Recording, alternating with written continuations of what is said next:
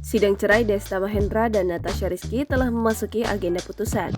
Agenda putusan cerai digelar di Pengadilan Agama Jakarta Selatan pada Senin 19 Juni 2023. Baik Natasha Rizky dan Desta serempak tak menghadiri putusan cerai tersebut.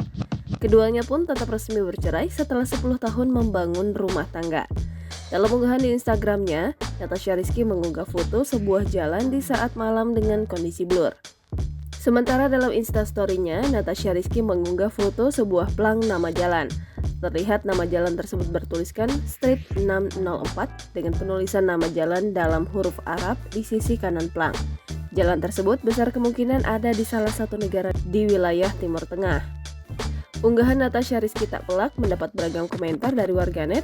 Sebagian besar mendoakan agar apa yang sedang dijalani Natasha berjalan lancar.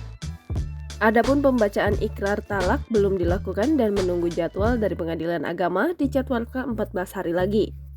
Sementara itu, hak asuh ketiga anak mereka jatuh ke tangan Natasha Rizky tanpa ada batasan bagi Desta untuk bertemu. Sebagai informasi, Desta mengajukan permohonan talak cerai Natasha Rizky pada 11 Mei 2023 setelah 10 tahun membina rumah tangga. Nggak ada begini, kemudian di dalam satu kesepakatan lebih bagus. Anak kesepakatannya gimana, Bang? Anak kesepakatannya ya ada di Caca, cuman Desta bebas untuk mengurus bersama-sama. Buat rumah sendiri gimana, Bang? Cuma tinggali, Bang. Tinggali siapa, Bang?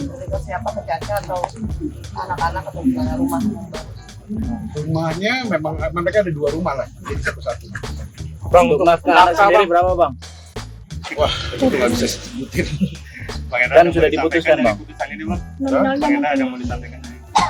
Tiap hari ini sih putusan sudah dibacakan sesuai agenda persidangan dan apa yang diajukan oleh pemohon itu dikabulkan.